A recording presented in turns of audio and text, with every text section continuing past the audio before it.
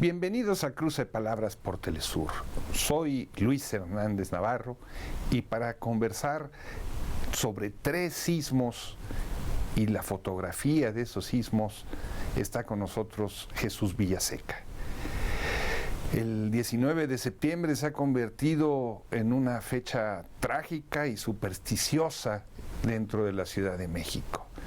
En 1985 tuvimos un terrible temblor con centenares de muertos, pero ese mismo 19 de septiembre en 2017 volvió a repetirse y lo mismo sucedió en 2022. Captando las imágenes de la calle ha estado Jesús. Jesús es director de Powaliscali, ustedes disculparán la dificultad para pronunciar este nombre, Escuela de Cine Comunitario y Fotografía en Iztapalapa, un barrio proletario de millones de personas en la Ciudad de México. Jesús, muchas gracias por estar con nosotros en este cruce de palabras. Al contrario, Luis, muchas gracias por la invitación. 3 sismos, 19 de septiembre. 3 sismos, así es, Luis. ¿Dónde estabas tú el primer 19 de septiembre, el de 1985? Bueno, en 1985 yo circulaba sobre Avenida Juárez en un bochito clásico, 1973, y poquito antes de llegar al semáforo de Avenida Juárez y Valderas, empecé a sentir como una pequeña lanchita en alta mar. Yo por el espejo, ¿no? Volteé y dije, alguien me está haciendo la broma, lo está moviendo, ¿no? No vi a nadie.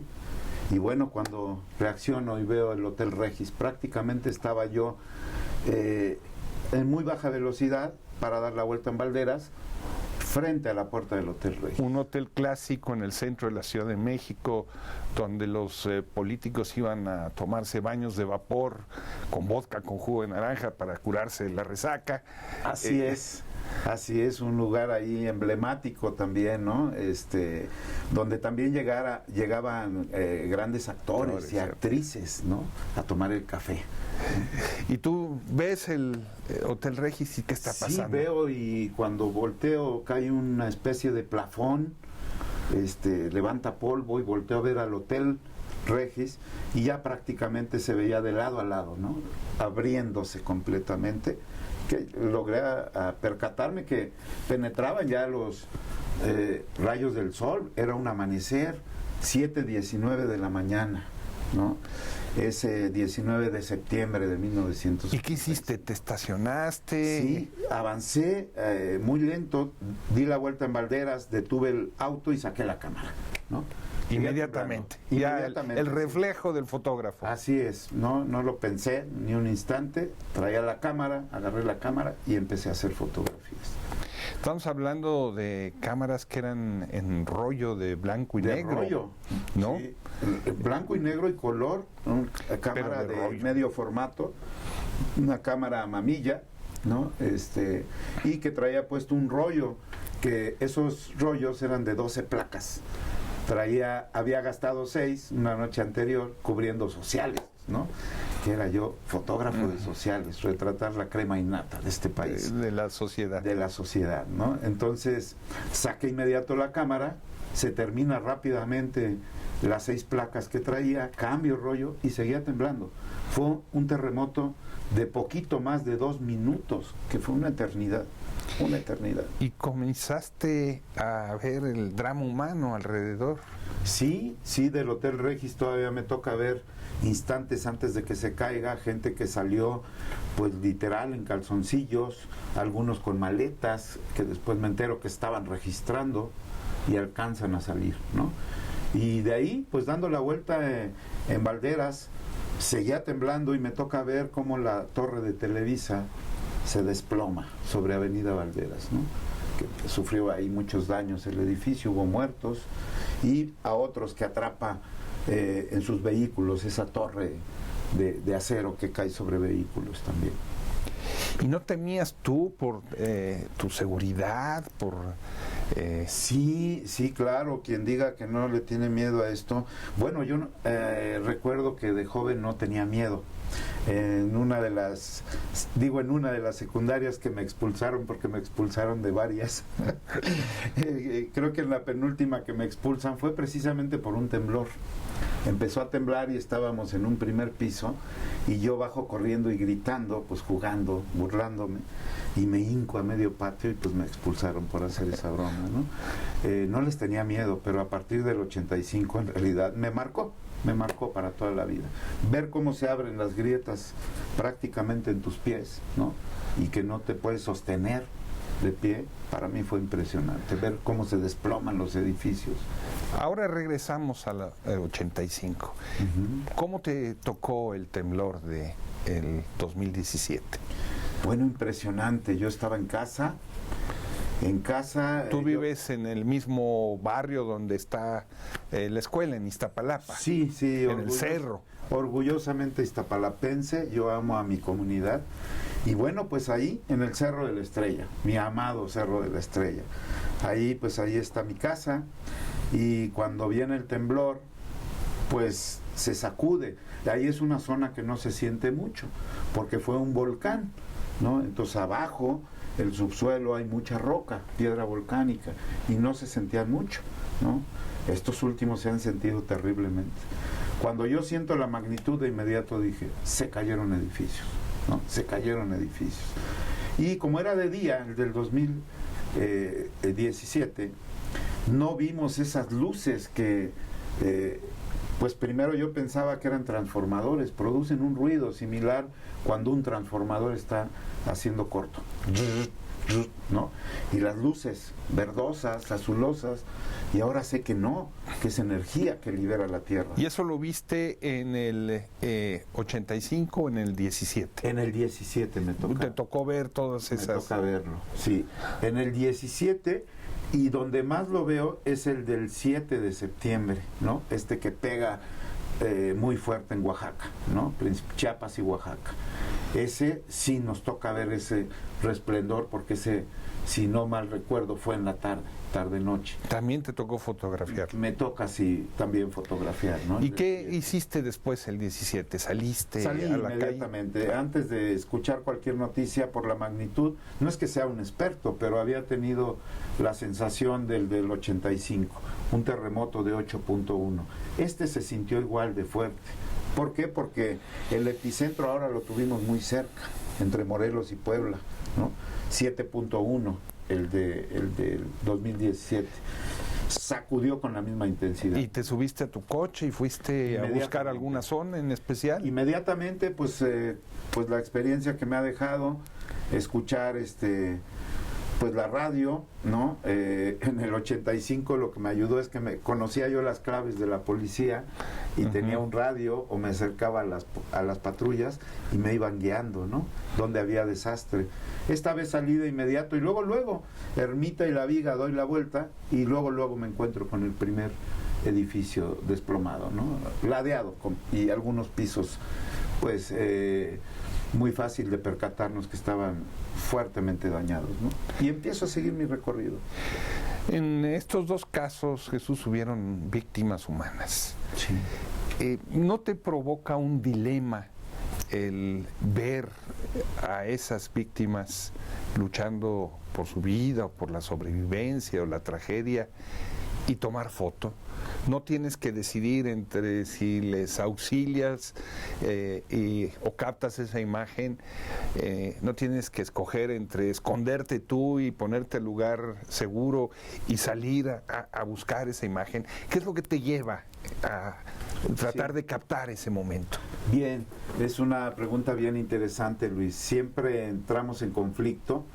¿Qué hacer? Y yo siempre he determinado, si hay la posibilidad de ayudar, salvar vida, primero lo hacemos, ¿no? Yo, en mi caso, primero trato de hacerlo. Aunque pierdas la imagen. Aunque se pierda la imagen. Sí, yo creo que no hay ninguna imagen que valga más que una vida humana, ni la propia ni la de alguien más, ¿no? Siempre esa es mi primera acción. Si no hay posibilidad de ayudar, pues hay que captar la foto, ¿no? Y eso es lo que hago. Por ejemplo, en 85, ¿no? Minutos después, pues inmediatamente salen los voluntarios, que fue la cosa más hermosa que me tocó ver. Realmente quien sacó adelante a la Ciudad de México fueron los voluntarios, ¿no? Ver esas grandes cadenas humanas cargando trozos, grandes trozos de piedra, y hubo un momento que lo que yo hice fue eso, guardar la cámara y ponerme a cargar trozos de piedra. Y se siente uno tan impotente, volteaba y decía, no hemos avanzado nada. No, estuve como 40 minutos, ya las manos con ámpulas, porque no está uno acostumbrado a cargar piedras tan pesadas, ¿no? Y cargando aparte todo el equipo, y pues me desesperé, y me cayó el 20, dije, lo que tengo que hacer es documentar. Y seguí documentando todo el día, y todo un mes, ¿no? En el 85, un mes no paramos de documentar. Este 19 de septiembre de 2022, tembló inmediatamente después de un ejercicio de simulacro. Sí. Afortunadamente no hubieron en la Ciudad de México víctimas, pero el susto a los capitalinos no nos los quitó nadie. ¿Dónde estabas tú en ese momento? Estábamos en la escuela, ¿no? Íbamos a salir a la escuela, acabábamos de regresar de la escuela, vine por algo que había olvidado en casa y vuelve a agarrarnos otra vez, 19 de septiembre, con una diferencia de escasos 5 minutos a la del 2017. Y nuevamente después del simulacro, ¿no? Una coincidencia increíble, ¿no? Difícil de creer esa coincidencia, solamente con diferencia 4 o 5 minutos, si no mal recuerdo, ¿no?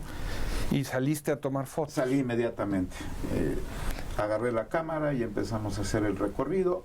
Y bueno, pues lo que nos encontramos, sí, el pánico en las calles, pero afortunadamente no. La gente de rodillas rezando. Sí, siempre impresionante, ¿no? Crisis nerviosas de la gente llorando, pues lo que siempre nos toca documentar, ¿no? Lo más inmediato es eso. Y me pasó algo muy curioso. Con mis alumnos, el día sábado estábamos dando clase para otro gran proyecto de Iztapalapa que se llama El Transformador. Y les dije, a ver, hoy vamos a hablar de los sismos, los terremotos, ¿no? Terremoto de 19 de septiembre del 85, terremoto del 19 del 2017. Y hoy es 17 de septiembre, les decía yo, un sábado 17. Toquemos madera, les dije, pero les voy a enseñar cómo cubrir un terremoto. Y les di toda la clase, 2 horas, basada en cómo cubrir. Yo insistí, toquemos madera, pero faltan 2 días para el 19. Mira, se replica. Se replica. Y los alumnos me decían que si era yo brujo, que si era... Les dije, no, nunca me imaginé nuevamente un tercer terremoto en 19 de septiembre. ¿Te parece si vamos a una pausa? Muy bien, vamos a esa pausa. Amigos, amigas, no se vayan. Volvemos en muy breves instantes.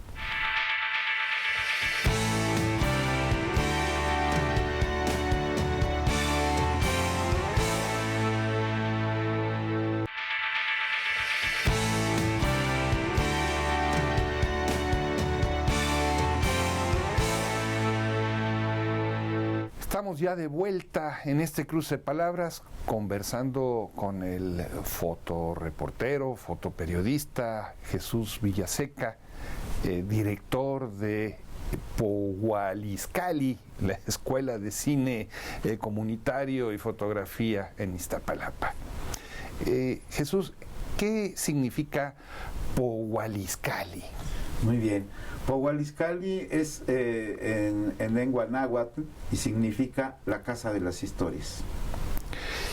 ¿Y cómo, estamos hablando de fotografía, cómo es que tú te vuelves fotógrafo? Bueno, pues es una historia muy bonita porque yo conocí un periódico cuando tenía 6 años. Mi padre trabajaba, era el responsable del almacén de rollos. El almacén de rollos, estos grandes rollos que se utilizaban para la rotativa, ¿no? Él controlaba la llegada del rollo, apuntaba el número de serie y cuando la rotativa empezaba a trabajar, él iba entregando esos rollos para que la máquina, ¿no? Este monstruo de 1000 cabezas que imprimía una velocidad impresionante empezara a trabajar. Y bueno, me llevaba ahí, como su trabajo era en la tarde, pues me ganaba el sueño, empezaba yo con el cansancio ya en la noche y me ponía ahí una camita del desperdicio de papel y mi almohada eran pues las primeras pruebas que se tiraban, o papel, desperdicio de papel, y me ponía una almohada, pues prácticamente abajo de la rotativa. O sea, te arrullaba. Me arrullaba el ruido la rotativa. y el movimiento de la rotativa con esa velocidad que corría y el ruido, ¿no? El golpeteo. Tac, tac, tac, tac. O sea, creciste con Sí. olor a tinta y papel. Así es, el olor a tinta. Pero de ahí a la fotografía, ¿cuál es el siguiente paso? Bueno, el siguiente paso es que yo me enamoro de eso, porque también un día a esa edad me lleva a conocer un laboratorio fotográfico, de ahí, del diario Novedades, ¿no?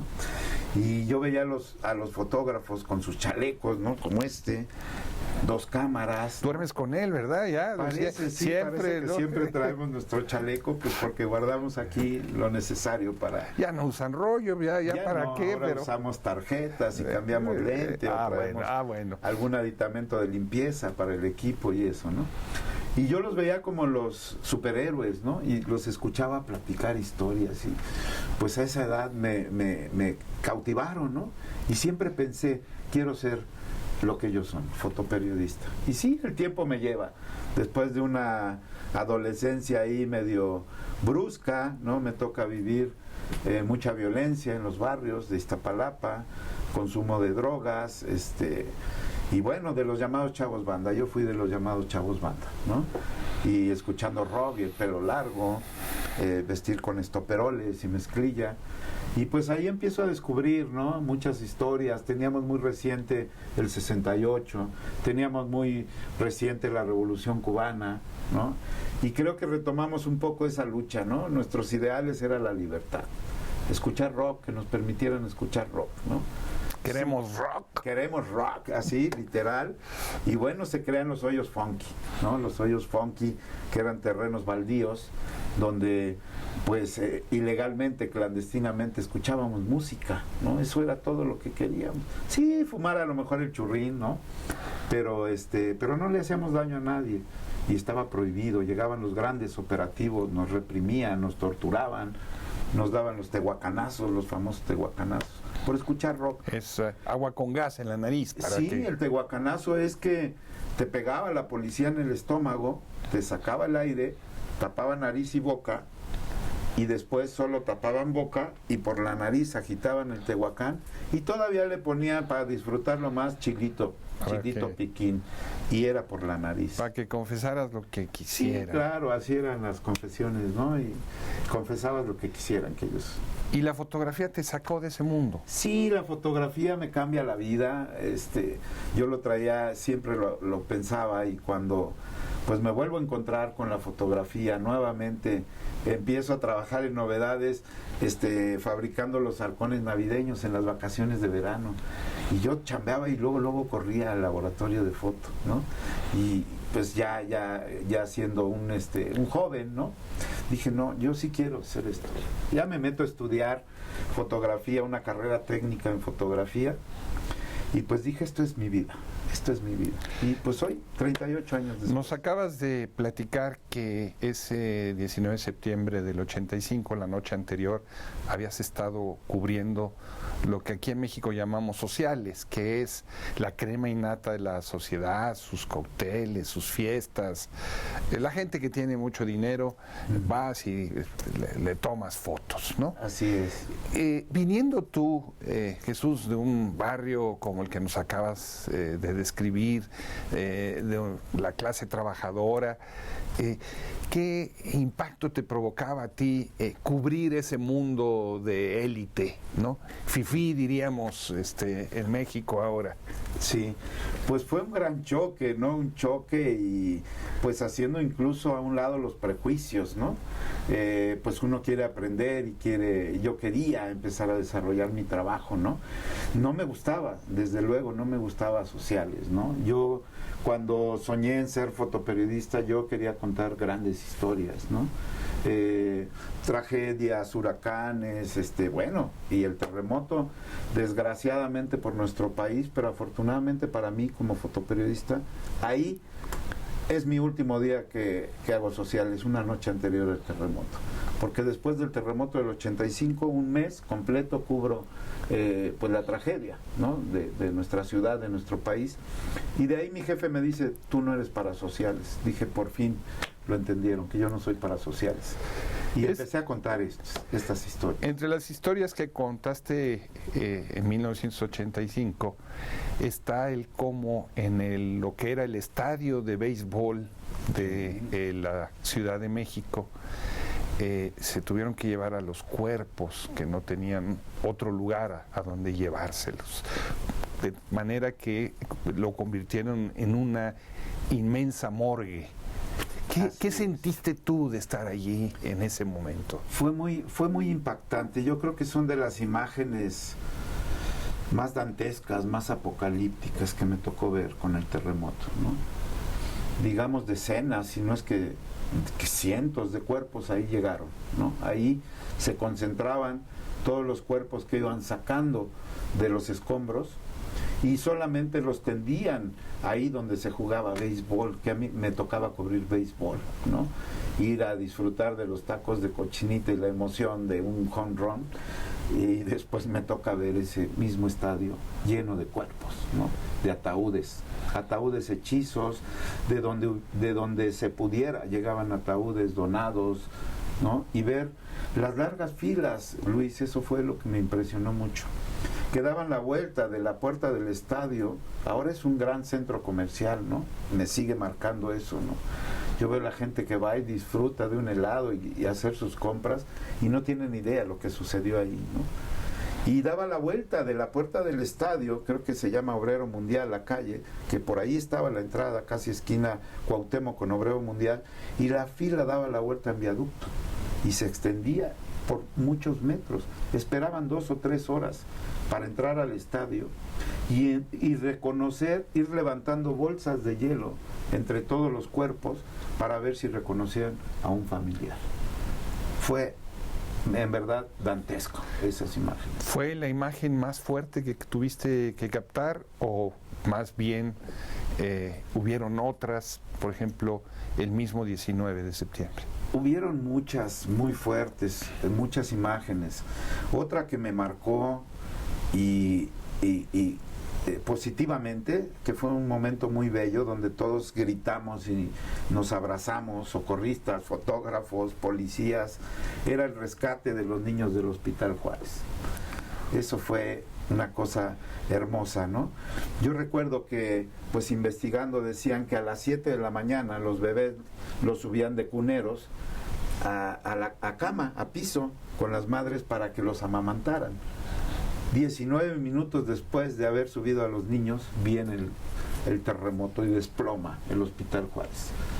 Pues se dice que algunos niños, algunos bebés recién nacidos, unos con horas, unos con no más de un día, 2 días, sobreviven. Hasta una semana después son rescatados bajo los escombros y decían que se habían quedado en los brazos de la madre y siguieron amamantándose ya con la madre muerta. Cuando eso me dicen, a mí me crea un shock, pero recordar los momentos cuando eran sacados los bebés vivos, era un escándalo, una euforia que todos nos abrazábamos, ¿no? Momentos muy hermosos. Jesús, las tragedias sacan a relucir lo mejor y lo peor del ser humano. Así es. Cuando hay destrucción, hay pillaje, hay robo, la autoridad está absolutamente rebasada o inexistente, pero también hay solidaridad, como lo que has descrito al principio de nuestra conversación. En tus experiencias cubriendo sismos, ¿qué dirías tú que es lo principal? ¿Esa cooperación, ese calor humano o esa actitud malvada de algunos? No, desde luego, en 85 lo más hermoso fue la solidaridad, ¿no? Que después, desgraciadamente, echan a perder esa palabra tan hermosa, ¿no? La utiliza para sus campañas, pues, Carlos Salinas de Gortari. Fue presidente del 88 al 94, hizo un programa de combate a la pobreza con ese nombre. Exactamente, con ese nombre, porque lo retoman precisamente porque lo más hermoso. Después del 85 México fue otro, no solo la Ciudad de México, el país fue otro, ¿no? Más consciente, más solidario, y pues ahí quien sacó avante, quien sacó a flote la destrucción de la ciudad fueron los voluntarios. De hecho, mi libro Tengo 2 libros, uno que se llama Terremoto, dura lección, que lo editamos en 1993, y el otro que sale a los 30 años del terremoto, ¿no? Memoria viva, ya casi 6 años, si no mal recuerdo, ¿no? De los 30 años del terremoto. Ese trabajo yo se lo dedico a los voluntarios, que ha sido la cosa más hermosa que me ha tocado ver. Señoras que aún de bajos recursos, ¿no? Donaban bolsas con pan, jarras de café, y se acercaban a llevarle a esos voluntarios incansables, jóvenes, adultos, moviendo piedra por piedra, ayudando a trasladar víveres. Bueno, una cosa hermosísima. Bueno, sepultureros voluntarios en mi amada Iztapalapa, en el Panteón San Lorenzo, ¿no? La gente de Iztapalapa sacó la casta y dijo, ¿qué más hay que hacer? Ya no querían que se acercara tanta gente al centro. ¿Qué más hay que hacer? Sepultureros voluntarios, cavando las fosas comunes, ¿no? Y depositando los restos para que tuvieran una buena sepultura. Jesús Villaseca, muchísimas gracias por estar con nosotros en este cruce de palabras y contarnos cómo no tiembla igual para todos. Así es, no tiembla igual para todos. Amigos, amigas, muchas gracias por su amable compañía el día de hoy. Ya saben, los esperamos la próxima semana aquí en Cruce de Palabras por Telesur. Hasta la próxima.